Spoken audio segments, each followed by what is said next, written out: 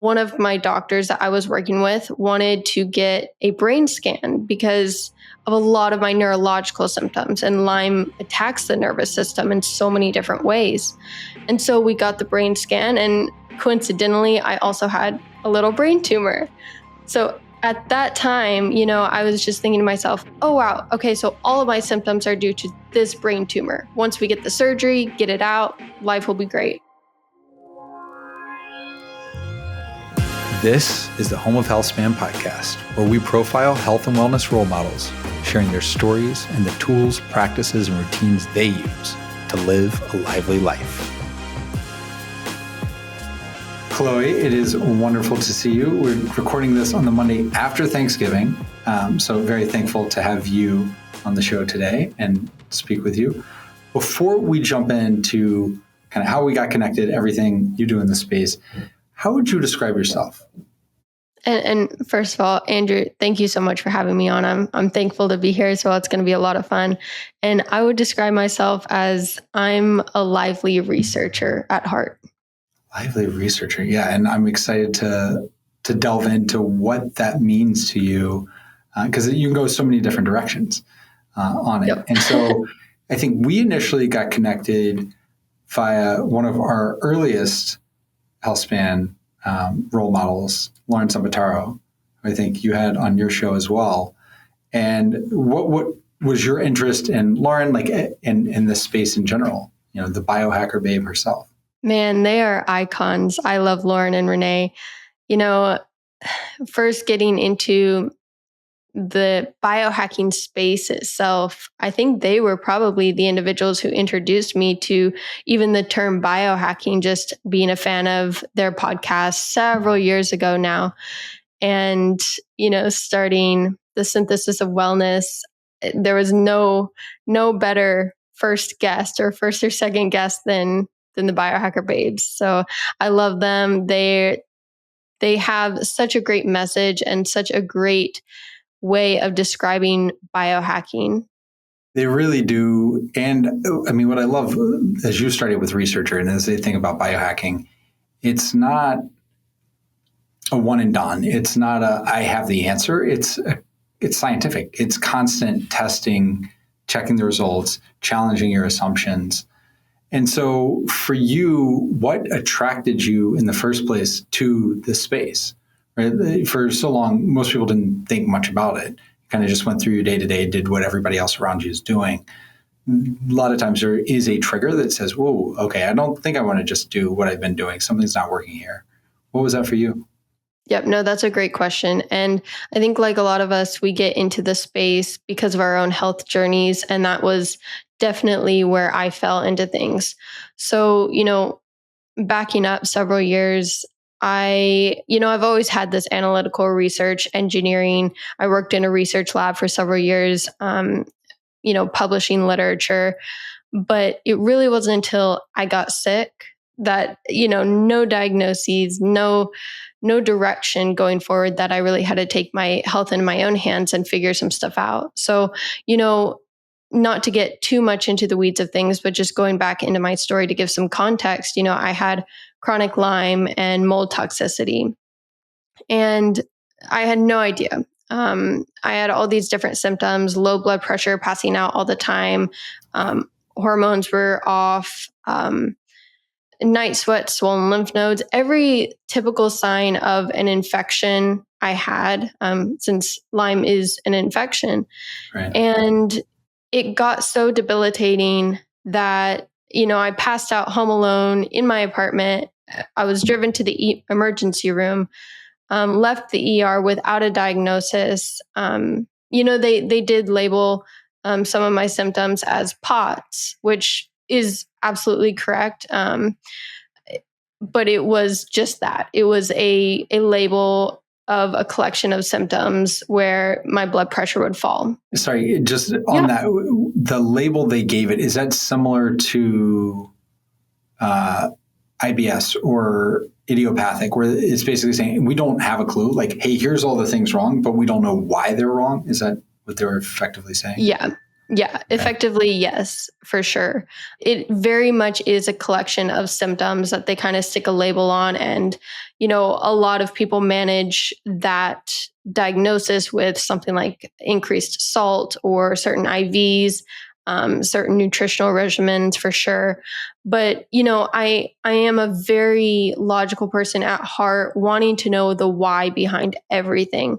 And so immediately, even before getting into the biohacking space, I was like, well, why? Why would I have these collection of symptoms just suddenly come on for no reason? At that time, I kind of went back to normal life as best I could until one of my doctors that I was working with wanted to get a brain scan because of a lot of my neurological symptoms. And Lyme attacks the nervous system in so many different ways. And so we got the brain scan, and coincidentally, I also had a little brain tumor.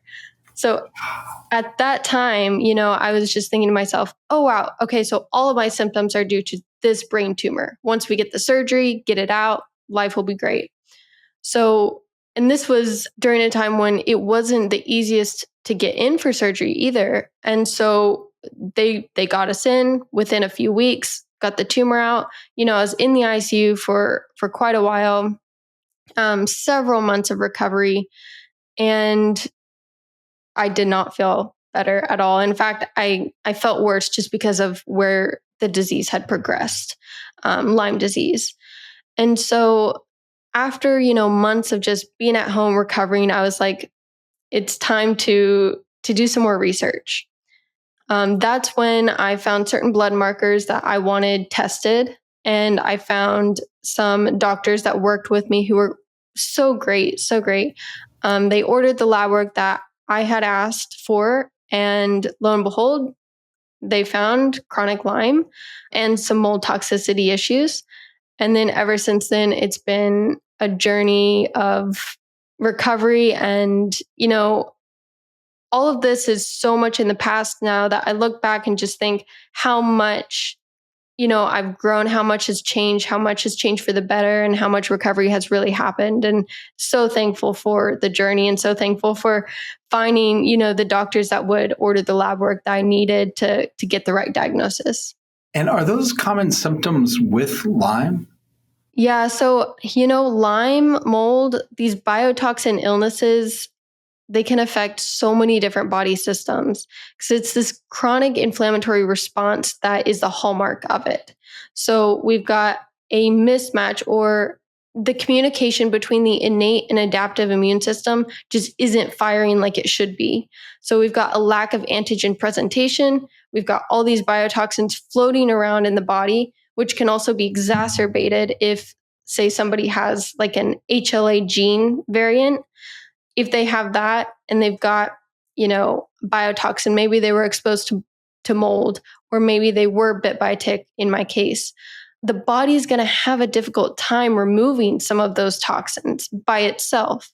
And Yeah. so all of it really does attack a variety of different systems, whether it's the nervous system, whether it's digestive function, of course, because I mean, just about any chronic inflammatory condition is going to do that.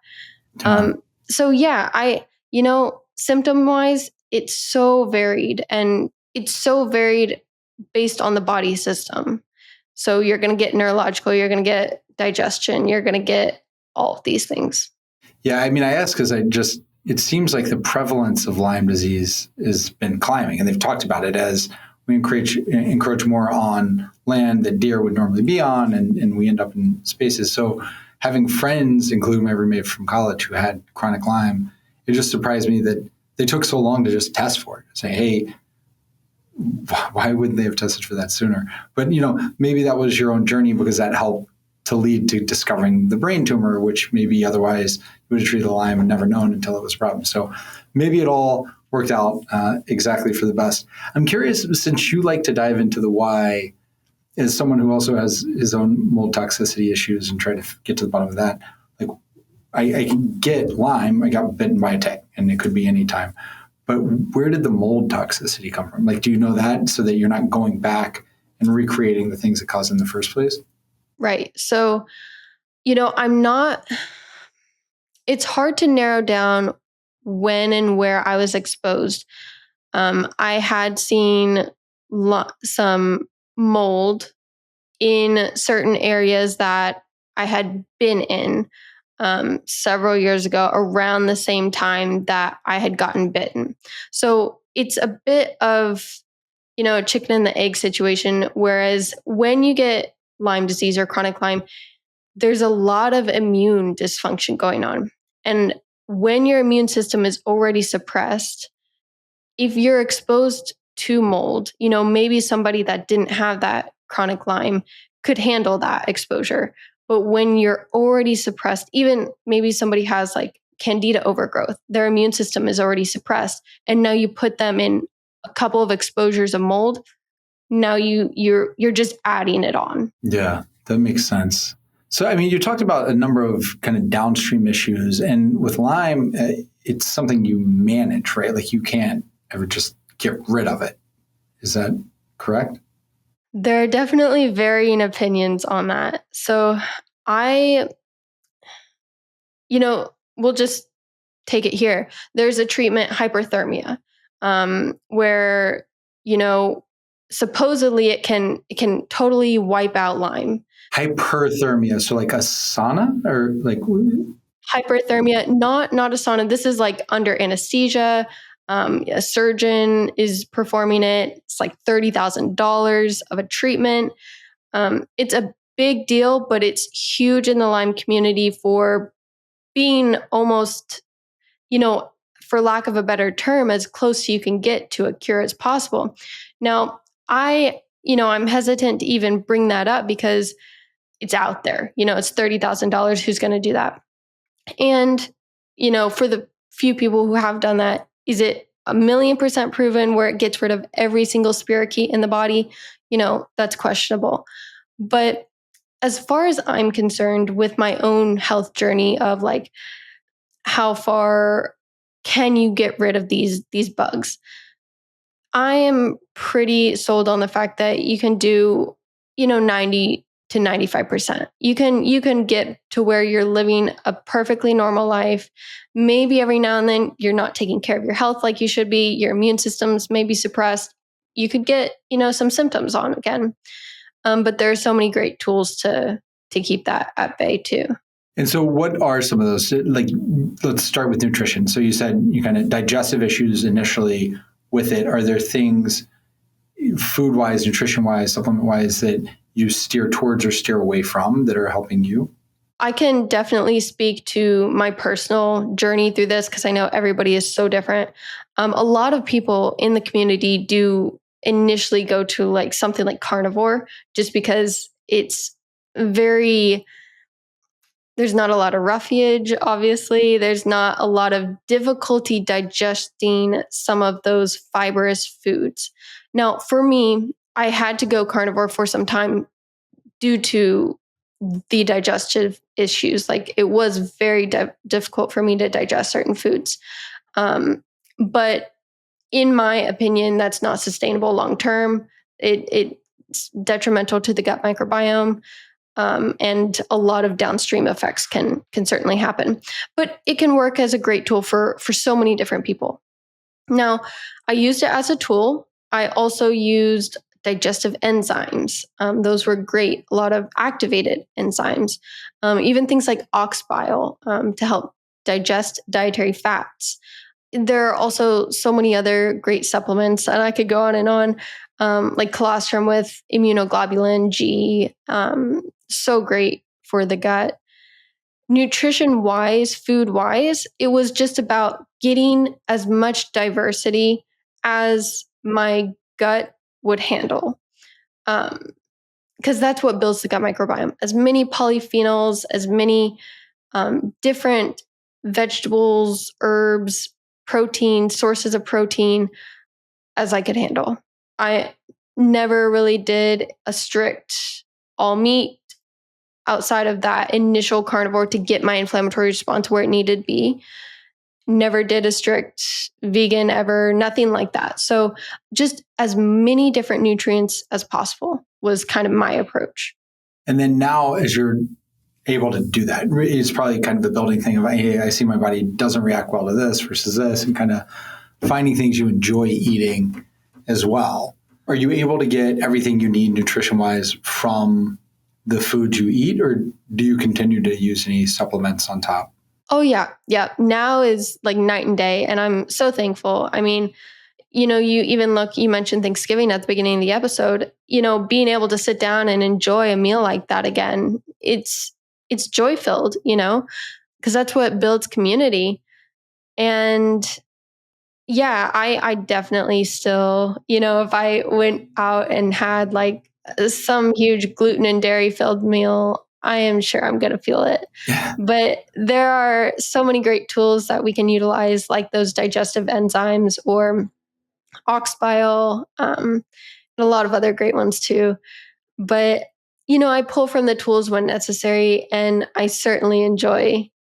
No food is off limits, in my opinion, but it's all about eating the food that does make me feel good. If it's energizing for me, then Yeah. that's a good food for me. Yeah. And so, I mean, you have the digestive enzymes. Are there others that you do continue to supplement with? Or is there anything else that you use? Sometimes I will like rotate different things in and out, just depending on what I'm feeling. Like, if I did a gut microbiome test and I'm like, hey, I think I've got a little bit of dysbiosis going on. Let's address this. Maybe I'll implement a bacteriophage. I'm a big fan of those. Maybe if there's some like candida issues, which, I haven't had, but say there were, some garlic, or maybe I'm addressing some biofilm issues. Maybe I'll implement oil of oregano. So kind of implementing different herbs or even spices, different foods, like different supplements like that can indirectly support the digestive process rather than just always doing like something like a digestive enzyme. That makes sense. I mean, as I understand it too, Lyme can impact energy levels, right? So, I mean, there's like a brain fog and energy. And now being on the other side of it, movement's such an important part of living and the human body. What does your movement, mobility, kind of fitness practice look like on a week-to-week basis now? And, I can even back up to when I first got bit. I was a competitive horseback rider in college, and that's kind of that's where I believe I got bit. So movement has always been a huge part of my life. I've loved horseback riding. I've loved running. I did triathlons growing up with my family. It was a huge part of my life. And yeah, Lyme can wipe you out for sure, energy wise. With that being said, as cheesy as it sounds, and everybody says it, it's about listening to your body and being like, do I need to rest today, or am I feeling good? Let's go do something that kind of gives back to me, because muscle can energize you. A quick workout can energize you. So for me personally, now I've got so much more energy than I did back then. So I'm pretty much, a good workout regimen like during the week. I love running. I love weight training. I love horse riding when I can do it. And just staying active too. And on the weight training, do you have any equipment, anything you're able to use at home if you're not able to get into a gym to be able to get that in? Yeah. So at home, I've got some free weights, some stuff like that, some bands, and, I'll just kind of put on a floor workout, roll the mat out. So maybe not so much super weight bearing, but more like body weight if I'm at home. But I love going to the gym too and using all the nice machinery and all the good stuff there. Yeah, it's fun. And I mean, there's certainly a social aspect of it too. Like you talked about with the eating, unlocking, being able to eat more, it makes it a more joyful experience. You're able to share it with others. Same with fitness. Yeah, sometimes it may be more efficient to just kind of get our headphones on, go ignore everybody else and knock something out. But there is a social aspect of it. And you talked about being in the ICU for a period of time after the surgery. And if it did, how has your thinking around social connection and proactively investing in that changed or not, given that kind of isolationary period or that lack of energy before and now more energy to go interact with others? My heart goes out to anybody who has had a similar experience, which unfortunately is a lot of us these days. It's a very isolating thing to have any kind of chronic illness or any surgery or any real detrimental health issue in life. It's very isolating because you immediately think when you're going into things, not only are you physically, socially isolated, but you're mentally isolating yourself. Like nobody else must have this. Nobody else knows what this is like.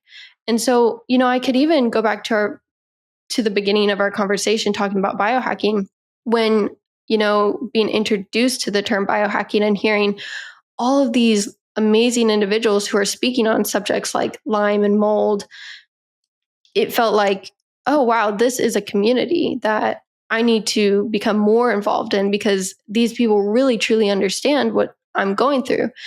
Even with family members, you can explain things, you can explain your symptoms, they can sit with you through it all, but they aren't going through that journey with you.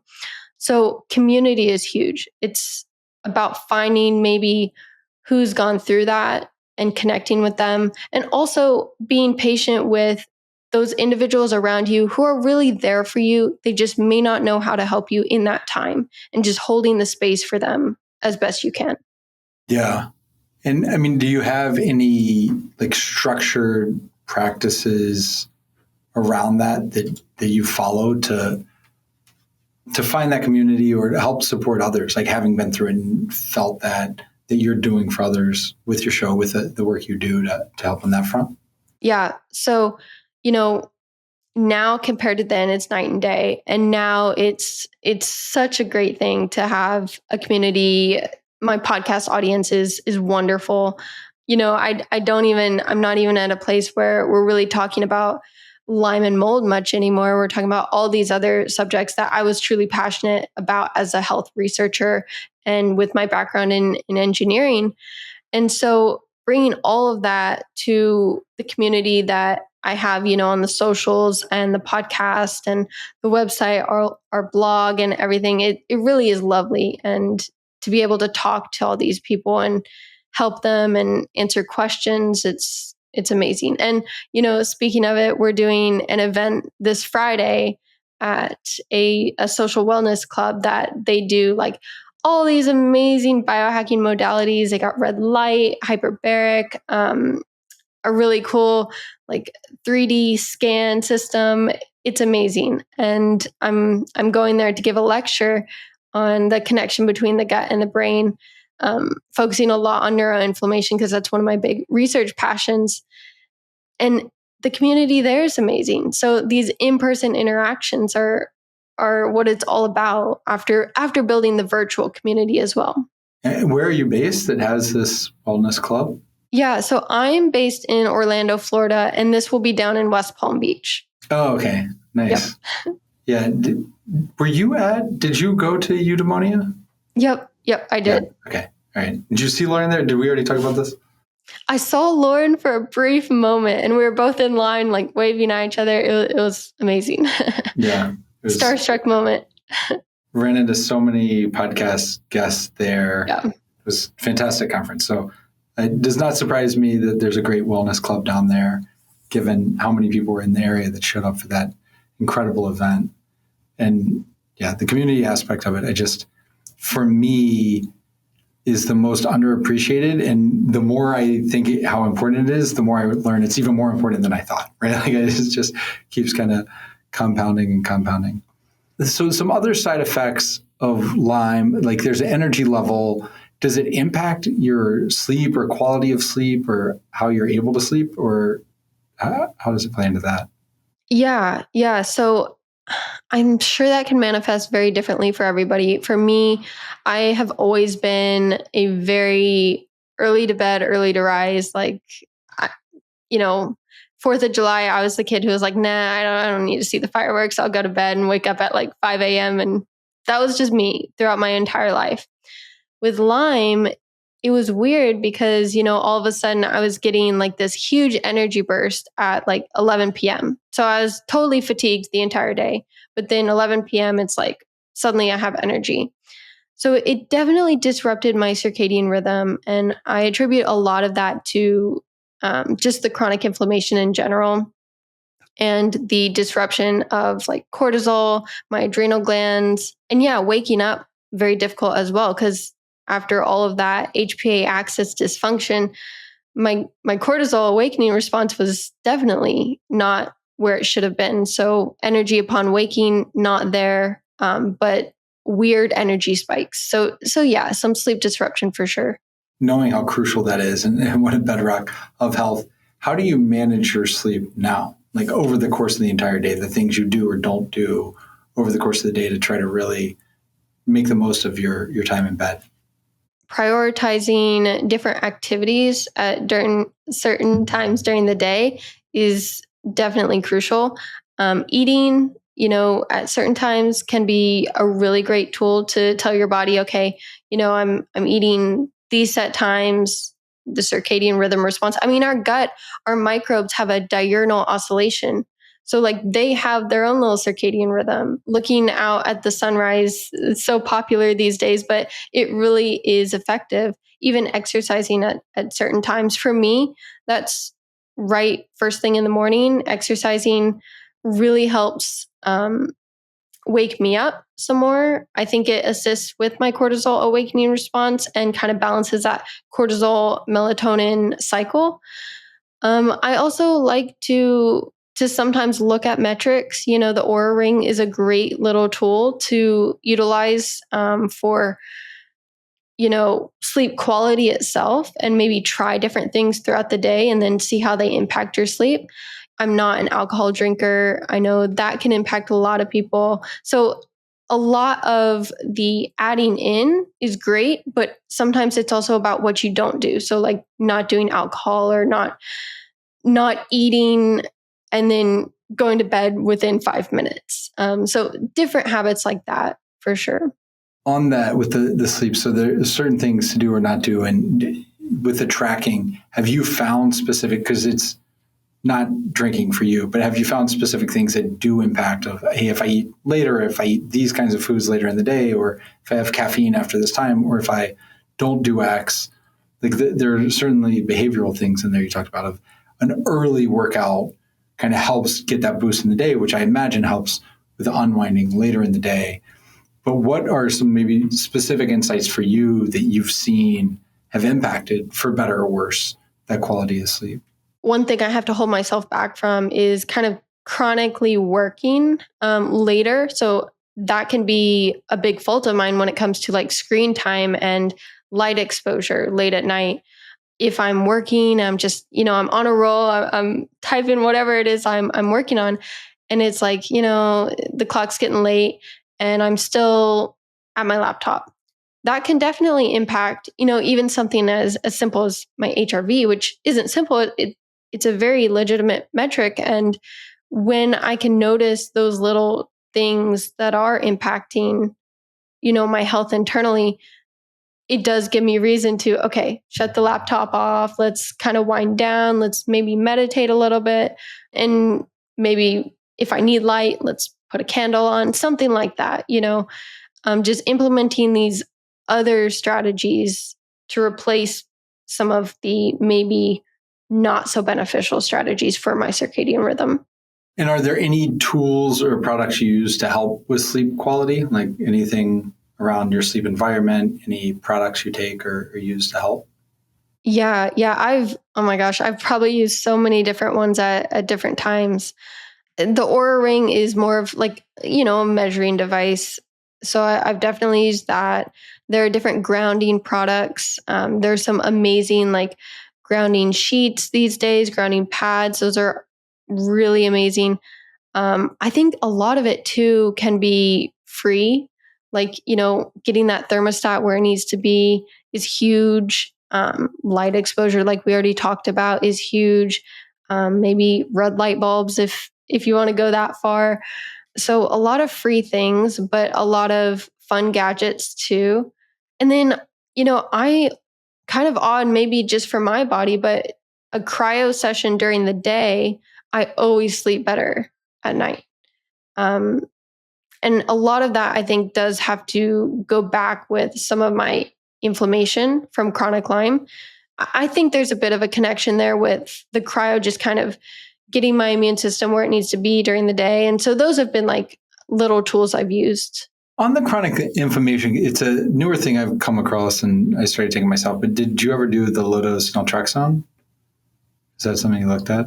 I have not done it, but I actually have it. Okay. So I was about to try it, but I was at a place where I was kind of trying different things, peptides as well. And the peptides were helping. I didn't, when you feel good and you're like, one thing's working, you don't want to implement another thing to possibly screw it up. So I was like, you know what? Stick with what you got. Like you keep that as a tool in your toolbox, but yep.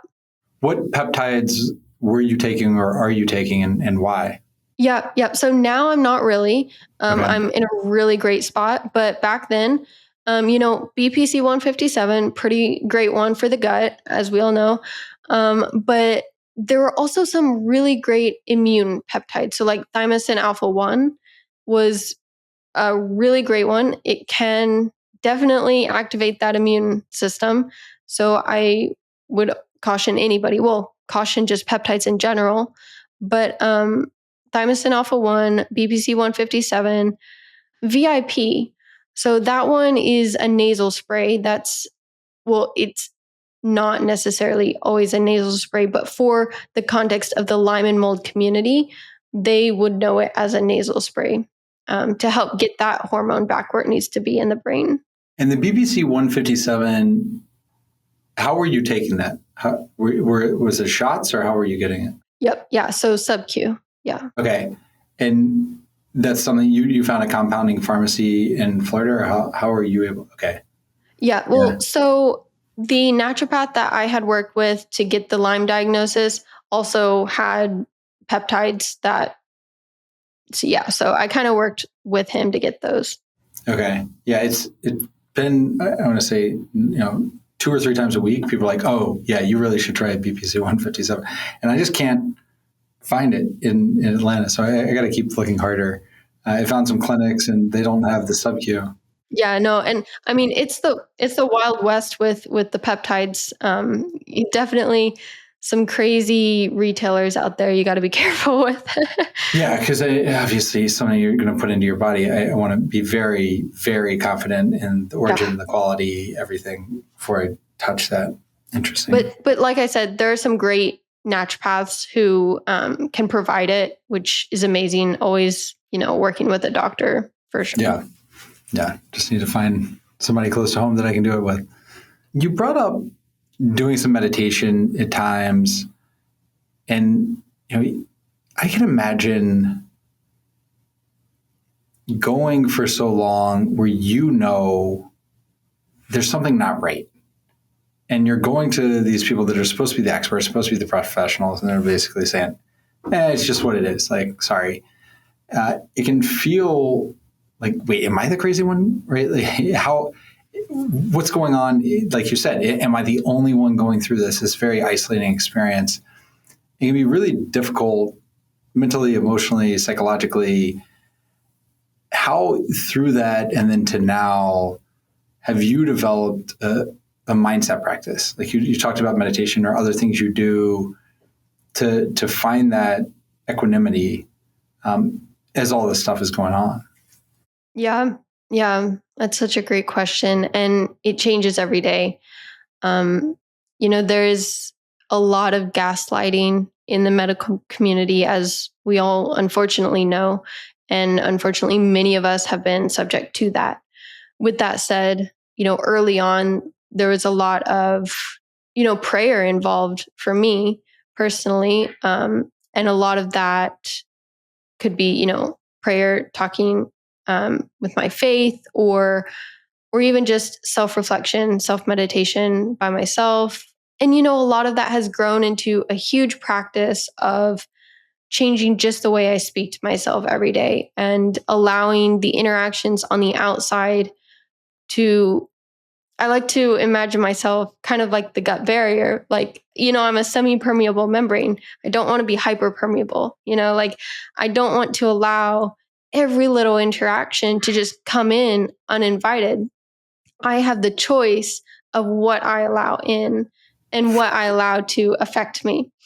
So, when I look at it that way, it almost allows me to handle any interaction with, okay, I understand why this person is saying this. I don't have control if they have a bad day, you know. I just have control over how I can respond. So I take my self practice, self talk, meditation, and really just do the best with all of that I can. Yeah, I mean, you're talking to a guy who wrote a book, Get Out of My Head. That's all on this. So, it is Love that. very much resonates with how I look at life and approach it. Are there any, so in my book, I have a bunch of tools that I use in it that are like these specific practices, depending on the issue. Are there any specific tools you use or exercises you work through, whether it's in the meditation or in journaling or whatever it is that you find helpful in those situations? Grounding myself for sure, like mentally coming back to, and maybe it's not so much of like an exercise because, I don't always have access to a journal or something like that, though I do love journaling. I do a lot of affirmations, grounding affirmations, coming back to, who I am, what my purpose is, what my message is. And a lot of those are very personalized. I love using generic affirmations as well, but a lot of them are very personalized to who I am and my individual message. And then just talking to myself, outside of the daily affirmations and sitting with myself in meditation, just kind of talking to myself. It's one of those things that I know intellectually, just like rest days, I know intellectually, and I have a much harder time practicing because there's always another podcast to listen to, right? And so I am proactively deciding what I allow into my head, right? That's the whole thing of I can decide what I'm going to let in here, but I decide to let in a lot of stuff. Like I proactively find a lot of things that I want to go learn about. And yeah, I think I need to filter it down and just do a little less consumption and more reflection.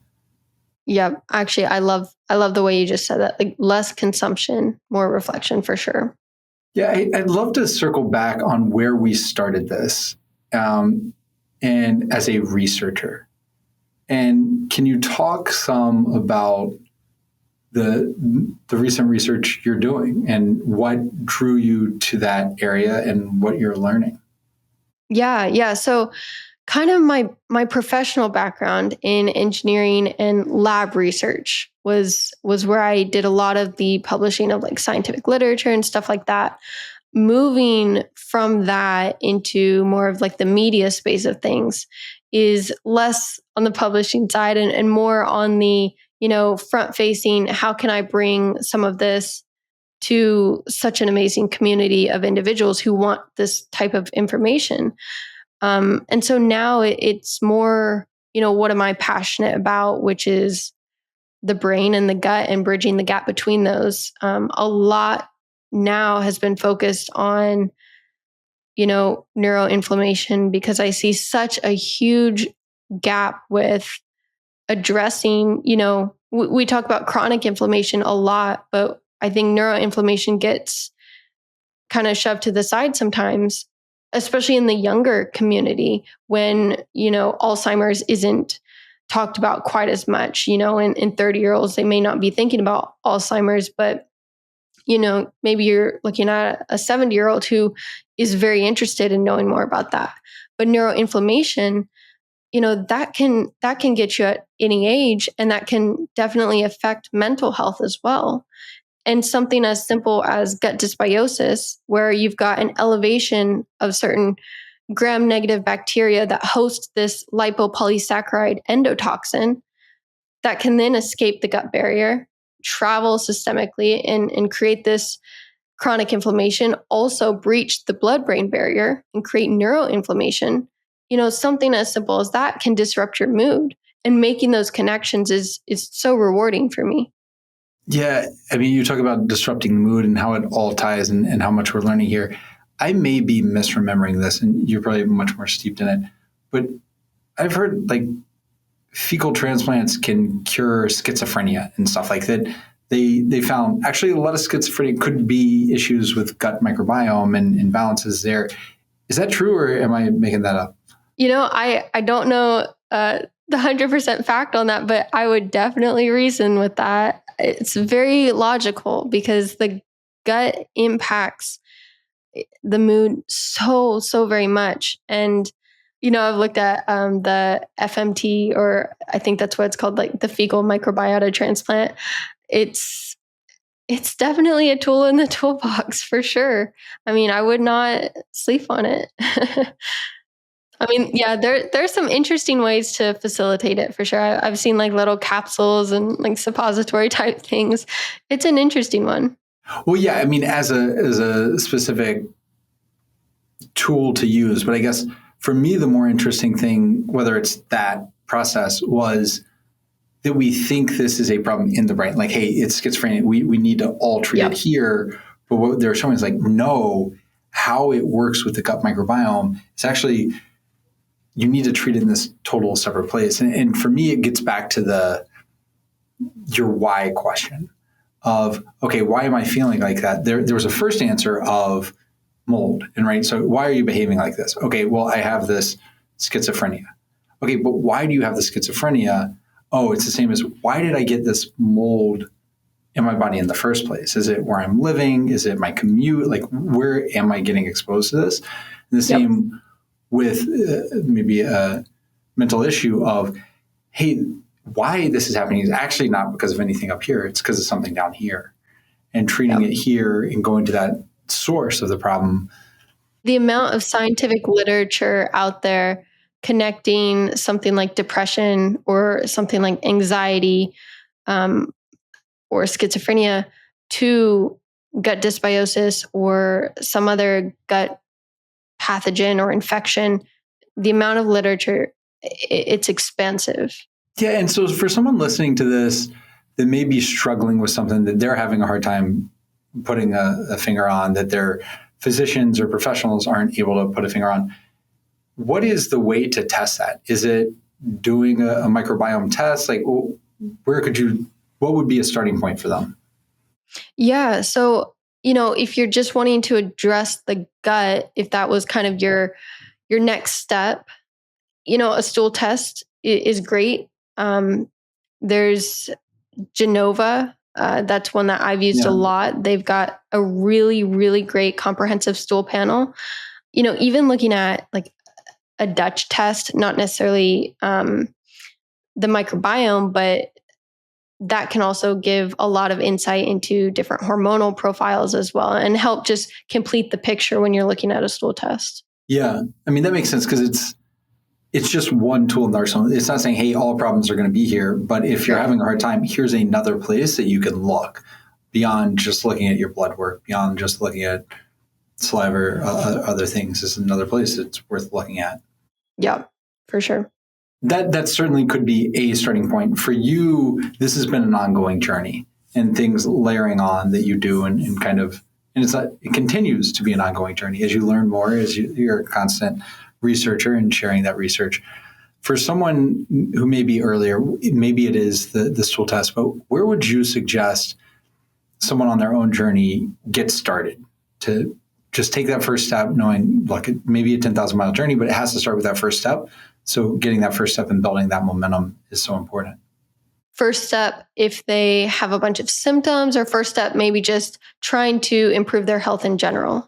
Yeah. I mean, it could say their baseline and they just want to improve their health span, right? Like there may not be an identifiable issue, but they're probably not living with the full level of vitality and vibrancy that is available to them if they put certain steps into place. For sure. I think we definitely overlook the basics these days, sleep, hydration, nutrition, exercise. all the basics, if those are all where they need to be, all the fundamentals are where they need to be, then, maybe it's time to go do some testing. Maybe we want to look at the microbiome. Can we improve that? Or maybe it's like, okay, I think I've got every other pillar pretty well set. I'm eating pretty well. I'm exercising, 5 times a week or whatever feels right for them. But my sleep is disrupted. Maybe it's like, okay, well, do we want to get like an Aura ring, or do we want to maybe look into why your sleep's disrupted? And maybe that means, hormone test of some sort. Maybe it's saliva for cortisol, or maybe it's the Dutch test, something like that.